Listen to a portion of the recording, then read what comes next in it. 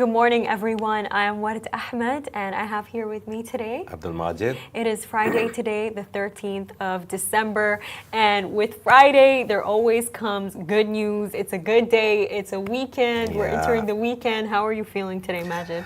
Lack of energy, but a lot of hope that maybe I'll get some time to sleep on this weekend. Yes, yes. Some extra time to sleep on this weekend. Maybe I'll get some time to read. I miss reading. I miss it so much. You know, last night I was thinking, by the way, as I was going to sleep, I was just stressing about a couple of things that I have coming up and what I need to do and how I need to do it. And I was thinking about it like this. And I wonder if you also share this perspective of the fact that, you know, pressure is a privilege.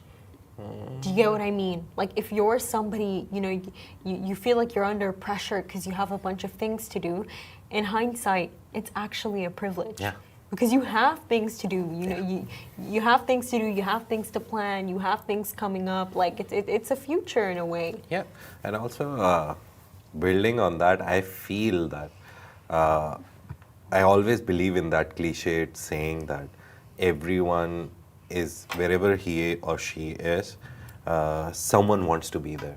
So whichever position you're always in, you think maybe it's hectic, maybe it's bad, maybe it's not good, all that. Maybe you're going through a negative period, but someone, when you look down, someone wants to be in that life. Someone wants to be in your shoes. Exactly. Someone wants that kind of responsibility or work maybe or whatever. So yeah, the idea is always look down, be humble. The tree with the fruit is always hanging low. So yeah, always look down, see the people who are struggling, maybe with finding a job or doing the job or anything, and always be thankful for whatever you have. That's the main idea. I agree. Even if it's a bad time, it too shall pass. You know, Majid, I remember there was a time in my childhood where, okay, let me just put this out there. I hate the lab. I really hate the lab. Like doing experiments, I hate it. No, I'm being like serious with you. chemistry or physics experiments? Chemistry, when you specifically, and when I say experiments, I don't mean like cutting a heart or cutting a kidney. I mean like, for example, what's it called?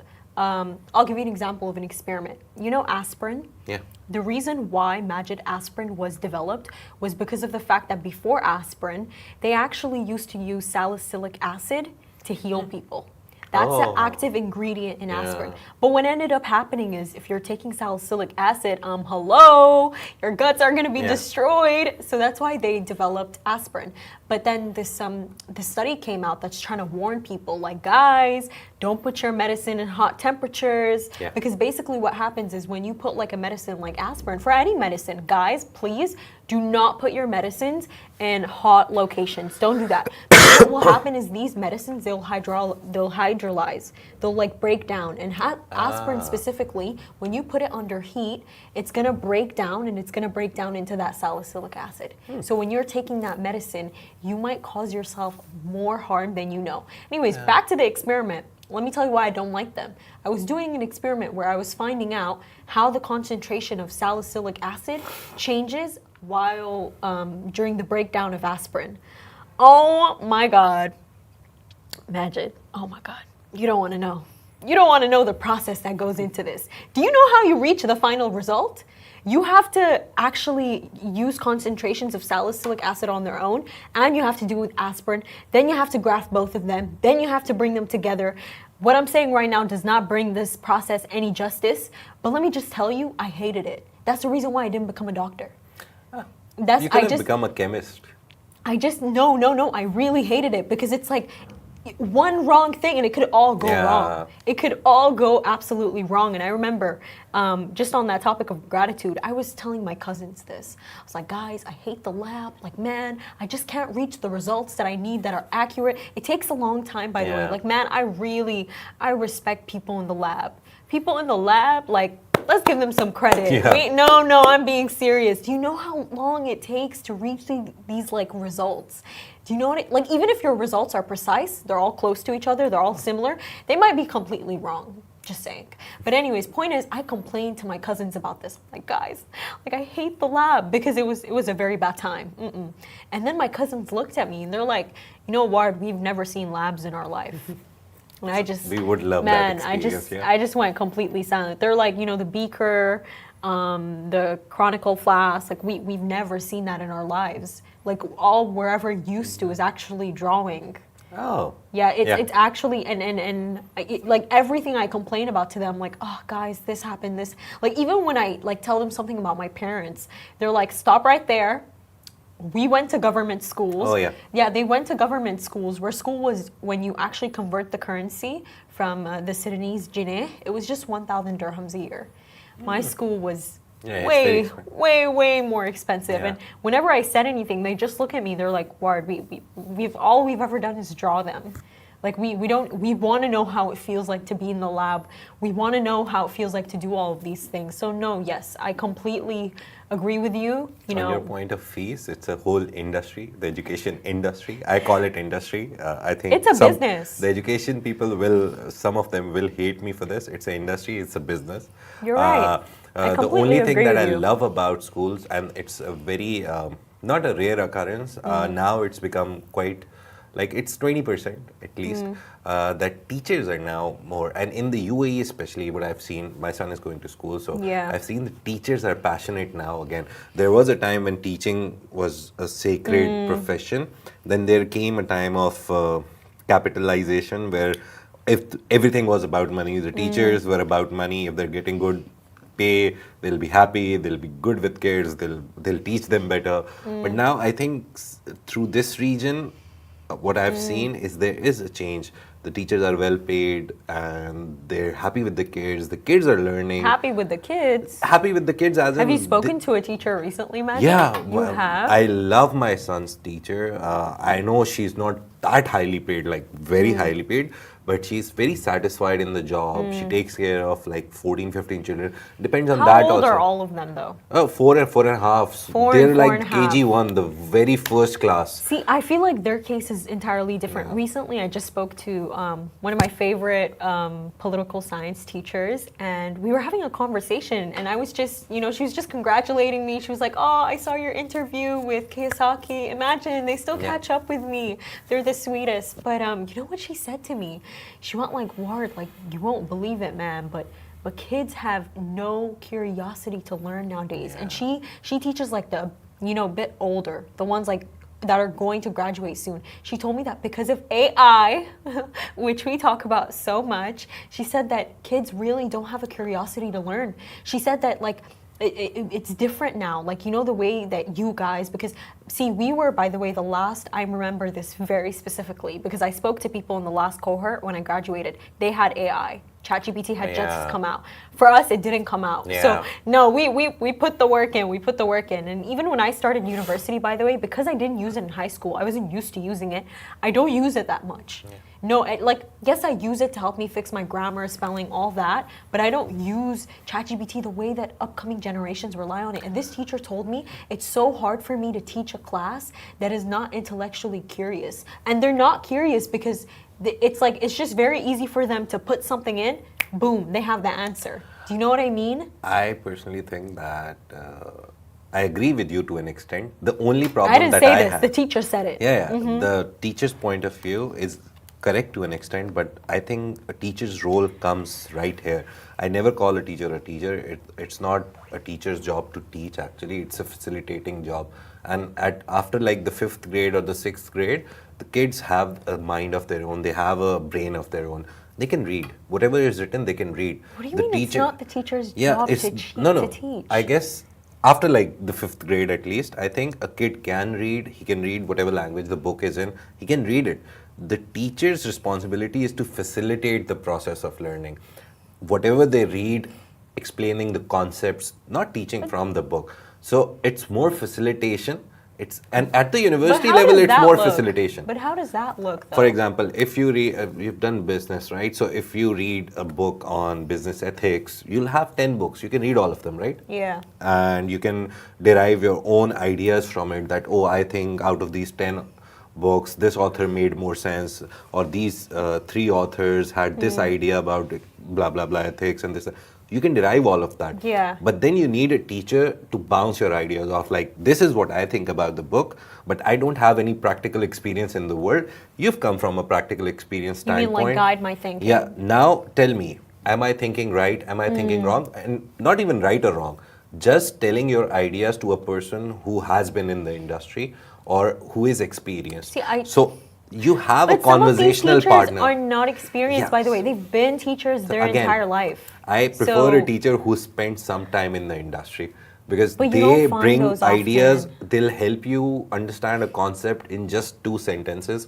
That teacher who's been a career teacher won't be able to do it. I don't agree with you, Majid. Because I don't. I remember clearly, again, one of my teachers, she was teaching PR. It was an introductory course, very basic. Before that, I had just seen in my summer break a lot of documentaries, was free, had no internship at that point. So I saw a lot of documentaries about media, blah, blah, blah. And I came across this documentary. It's a 4-part series by BBC, The Century of Self. So it's about The Century of Self. The Century of I Self. will write this down. The idea in that whole documentary is how PR and marketing is done through demographics, and how the whole idea of PR and marketing originated. And what was her experience? She did her master's and just started teaching. She never worked in a PR agency. She never worked in marketing. She had zero experience off field. She only had theoretical knowledge. So when I went into the class, the problem for me was I came from I already had a base and she was teaching the basics. So for a lot of the people in the class, it was good. They were happy with it. But I was like, okay, maybe I'll run with the class. After 3 or 4 classes, I started questioning about Edward Bernays. He's the nephew of Sigmund Freud. He's the father of PR. She didn't know about him. I was like, you don't know the father of PR and you're teaching me introduction to PR, like public relations. How is that possible? So yeah, a teacher. And then I had teachers who worked at Mindshare, biggest media group in Pakistan, buying and selling. And that guy never referred to a book. He would just come in this class. We'll start a discussion on something. He'll tell us practical experiences. By the way, these are my least favorite teachers. No, I you believe, know why?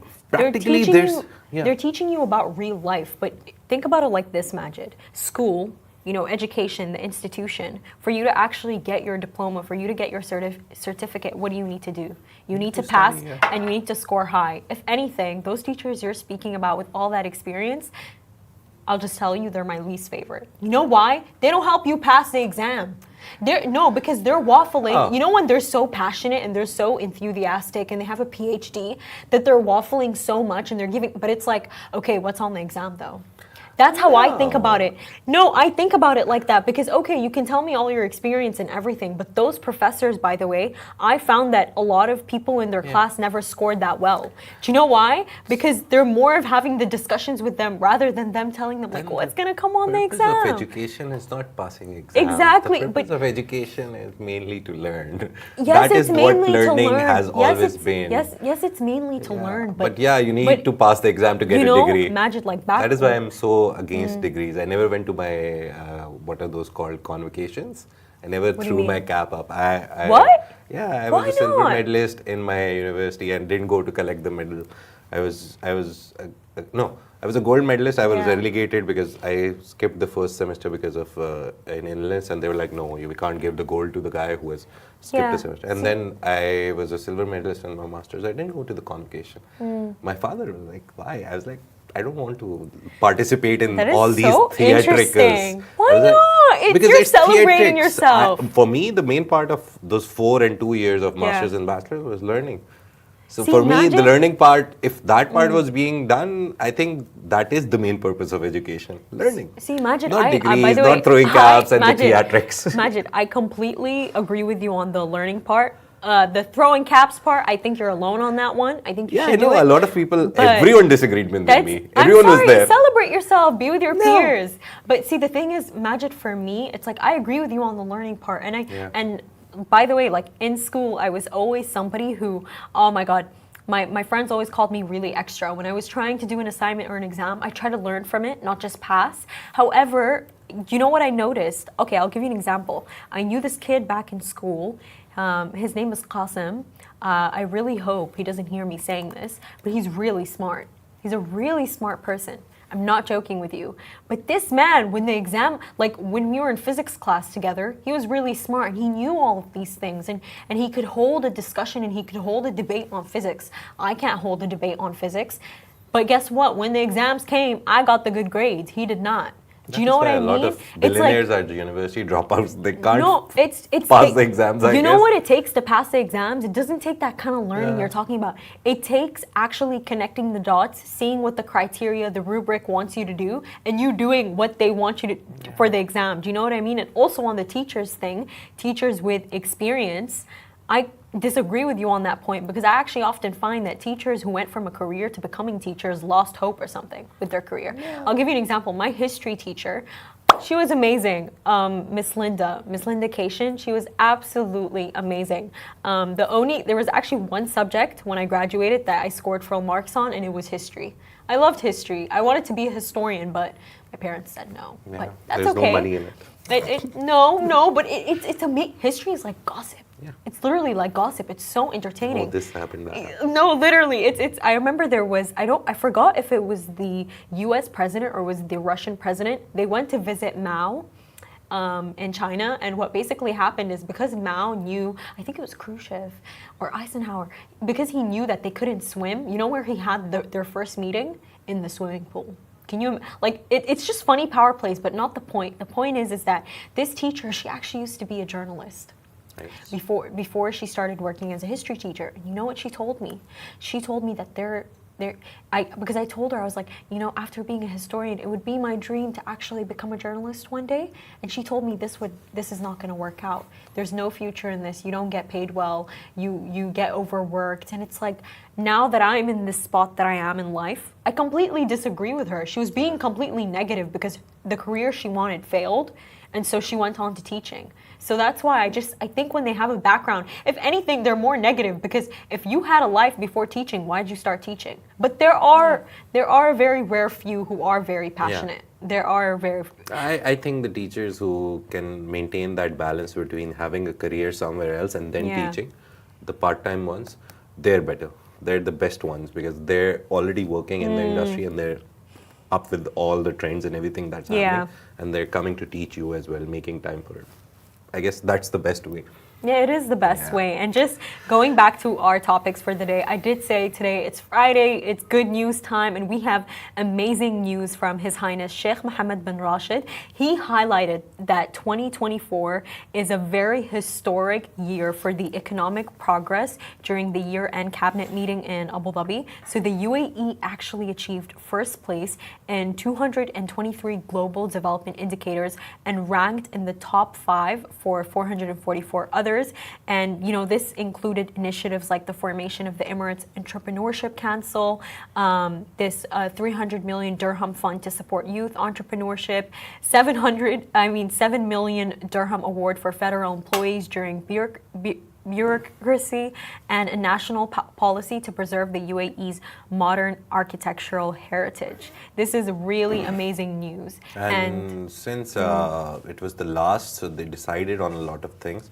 As you said, so many things coming up, the Entrepreneurship Council, a fund for entrepreneurs, young entrepreneurs, all these things, they reflect that UAE has a very strong commitment to sustain its position, which it has right now. Yeah. Everyone is looking at UAE right now, and this shows that they want to stay at the top. They don't want to, like for example, 223 global development indicators, they're number one. So next year they want to be there in at least 300. So looking forward, that's the best thing about this. All these initiatives that they've announced. The whole meeting was a nice meeting that happened. Qasr Husn, right? So usually it takes place at that place. I've heard it's a very beautiful place. I've never been there, but I want to go someday, watch. So all these initiatives, mainly the highlight was the entrepreneurship one. 300 million for entrepreneurs, just free money, just go do what you think. Free money is crazy. I would, to be honest, the way and UAE are building, Abu Dhabi is building, they have money which now they have surpluses in accounts, they have the money to give it to people to go find their entrepreneurial spirit, start businesses, start new ideas, work on new ideas. So that's the good thing about a very nice developed economy, you have the money to give to people to go experiment. And that is what UAE is That's doing. so amazing Yeah. for the locals and the Yeah. locals in this country. You know, we've seen like the homegrown businesses Yeah. that they create. You know, we see it in Mirzam Chocolate and Home Bakery. I Yeah. love how all the ones I mention are food. I really am such a foodie, but we do see in this country that, you know, they're homegrown businesses. You know, Majid Al Fatim, Yeah. they're all doing completely lovely and Emaar. For Yeah, example. exactly. Emaar is the best. I remember whenever I go to the fountain and I see Burj Khalifa, now it's gone down a little bit, the excitement, because I've seen it so many times. But I always try to listen to conversations that are happening there. I know it's eavesdropping, it's bad, but it's a public Majid, place and the people that's are. nosy. Yeah, but it's like you're in a crowd, so you I can get hear what like you 5, mean. 6 I things. get what you mean. But then I try to concentrate on bits and parts This of is it. why you're a journalist. Yeah, it's You tune it's a in. force of habit. Always listening to everything that's happening around you, being observant. Yeah. So the conversations that are here are so amazing, so interesting. What do they People say? are always talking about, oh, why is there Emaar always here? They see so much Emaar in that place. You go and you'll see Emaar. there's Emaar, and they're like, who is this guy? What is this company? That they have so many buildings right in the heart of Dubai, because Fountain, Burj Khalifa, Yeah. everything. So that way they come to know the brand, that, oh, this is a brand. So this also happens with a lot of eateries that you're talking about. People want to know, like, how did this become so big? And people from across the globe, like everyone is there in this season, though it's impossible for you to. I like going every once in a while, by the way. Yeah, it's a nice experience. Honestly, it never loses its charm Yeah. for me. I've been seeing it since I was a kid. Yeah. I will continue seeing it, and I don't mind. And you know what? Much more exciting than watching it. I just love seeing other people excited Enjoy, to watch it. yeah. Right? It's like It's you're just not contagious, Yeah, right? it's like you're not that impressed, but like you're all impressed. Okay, let me like actually stick around because it's such a big crowd. It's such a Yeah. large crowd, but. And one specific thing that I love to do there is I just go out. I don't look at Burj Khalifa and the fountain show. I just sit on the stairs. There's like whole thing, round thing. You can sit on the stairs. So I sit there. I have my coffee with Yeah. me, and I just look at people. So you see nationalities, you hear That isn't creepy at languages. all. It's like you're sitting in the center of the world. The Exactly. experience. You'll listen to people and you'll be like, let's try to guess what language they're speaking. You'll see them dress so nicely. You'll see them make TikToks and Instagram videos and all of that. And that's so interesting because You know everyone, what this some reminds guy me is of? sitting on the floor. Oh my God. This is so funny that you say that because when you said Ahmar Properties, I started thinking of that TikTok. It's so bad, Majid. Whenever somebody says something, I start thinking of a TikTok audio. Oh, yeah. And it's like, it's so weird how my brain is wired. When you said Ahmar Properties, I was thinking of that TikTok audio that goes like, where's Emma? Emma, where's Yeah, Emma? And I've seen so many TikToks of it with Ahmar Properties. Yeah. But just like on the news of entrepreneurs, like just Yeah. this morning, a story was released by Yeah. the Daily Mail that the pretty little thing billionaire, Omar Kamani, that they're going to launch it soon, Kamani Yeah. Living in the UAE. It's basically going to be like a real estate company that's going to help you invest with Yeah. other real estate developers and help you find properties yourself. And that in itself, it's so crazy. It's like a lot of people, especially like, for example, Omar Kamani, as I mentioned, they're seeing the opportunity here. Yeah. They are, they're seeing the opportunity and they're not just seeing it and ignoring it. They're coming. They're Yeah. all coming and we're And just he's going to see bringing more of Naomi this. Campbell with. Yeah. They're starting Naomi Campbell, world famous like supermodel. So if you don't know her, I didn't know her like 5-6 years ago. Because not into like a lot of fashion shows Yeah. and fashion industry. But everyone knows her. Yeah, but I just knew there is a person that exists. I couldn't put a face to that name, but now I know her. So mainly she's collaborating with Omar to bring a talent agency here. Yeah. He himself has a very nice private gym where only celebrities come to train. We've seen the likes of so many people. Jake Paul trained at his gym for one of his fights. So every celebrity that comes to Dubai, they prefer to go to the Omar Kamani gym. And he has a collection of supercars. So he is a person who shows you how good Dubai can be if you have that entrepreneurial He's spirit. right. You're right. You You're try to build completely something, right. you will build it. And by the way, Kamani Living, their newly launched real estate company, it's actually a subsidiary of their main Kamani Properties company, Yeah. which is based, I believe, in London. Yeah. And that they also have real estate properties in New York and Mumbai. And Dubai is actually just a part of their new expansion. And that is saying a lot. That is really, really saying a lot. And now for our next topic for today. Saudi Arabia. Yes, PIF. Saudi Arabia. So Saudi Arabia's public investment fund is close to acquiring a 6% stake in PGA's Tour Enterprises, the commercial branch of the PGA Tour. Now, this investment is going to be valued at $1.5 billion. Very big numbers here, and what this is going to do is that it's going to increase the enterprise's worth to $12 billion. And the only thing that's going to make this official is that they're awaiting approval from the U.S. Justice Department, which is reviewing the PGA Live merger for antitrust concerns. The main background, in very simple words, is PGA Tour is the biggest tour in the world for golf. The biggest, best players play there because the prize amount is insane as well, millions of dollars. Tiger Woods, everyone that you know in golf plays there. The problem was recently, in the past like 3-4 years, Saudi PIF backed Live Golf. They came into the scene and they started their own tour. Now PGA Tour obviously had a problem with that. They didn't want the control they have over golfing scene to go away. So Live Golf, and they had a feud for nearly 2 years. And then because Live Golf was attracting the biggest talents because bigger pool money. So those players are like, okay, we'll Do you play have there. names, Majid? For Live Golf? Yeah. Everyone went. Everyone went. Really? There was a time that I remember one of the PGA Tour events, only 2 out of the top 10 were playing in PGA Tour event, and all the other 8 had joined Live Golf. Wow. So PGA realized that they're losing the fight to PIF back Live. So they finally came to the table. They started talking, and they're trying to find a merger in between. But the US Justice Department has to approve that merger, and then PIF, this deal, which is reported by Bloomberg and a lot of bigger publications, that it is in the works. As soon as the result for the PGA Live merger comes out, they will go. And this I love this story for the sole reason that Saudi Arabia's PIF, a $1 trillion giant, they're making all the power play moves. They're going are. into everything, and they're like, we have the money, we'll buy you. You're right. And when I was like looking at this story and specifically focusing on Saudi Arabia's public investment fund, just recently me and Majid discussed how they purchased more than 50% stake, I believe it was in NBC. They did, right? Yeah. Yeah, they purchased more than 50%. That was an in the internal NBC. investment, but NBC is... And NBC, that's like Yeah. one of the largest media companies in the Middle East. And now we're seeing them once again, they're investing stake into this. It's like, and you know what I'm basically seeing from all of this? And like, look at all the football players that came to for Saudi Pro League. Arabia. Ronaldo, Neymar, Benzema. Everyone. It's like, when I'm taking a look at this, Majid, it's truly so surreal because they are diversifying. Yeah. They are diversifying. We're seeing them diversify, and it's actually coming into a reality. The one thing I regret, Majid, when I was speaking to Robert Kiyosaki and I asked him, would you invest into the Middle East?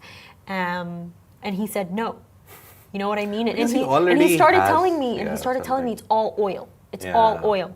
The one thing I wish I did was argued back and said, no, it's not all oil. They're diversifying. And we're seeing it in this. Like, man, like every single field, like football, now you got golf. Like Saudi Arabians are going to have everything. Yeah, I love the post, the video I did in the post. The post is there about this whole story on Instagram. The video that I put in there, I loved that video. I saw it like 1.5 years ago. It was a Guardian interview with MBS, Mohammed bin Salman, the Crown Prince of Saudi Arabia. And he specifically says, call it whatever. You call it sports washing, greenwashing, whatever. Yeah. If it adds to my GDP, and I have a target of 1 to 1.5%, if it adds that amount to my GDP, call it whatever, I will do it. That's the attitude of Saudi Arabia right now, and it's a very positive, very assertive attitude. Yeah. It's not like they're dominating on the basis of their money. They're telling that this money will bring something back to us. It will add to our GDP. So why not? Everyone does it. Why not us? So that's the main idea. Just on that point, I was working on the story before the show. It's a very big story. We'll talk about it in detail tomorrow. But London's Heathrow Airport just got a new major stakeholder. It's RDN. It's a French-owned company. But the main idea of the story is RDN went into buying the majority stake with PIF.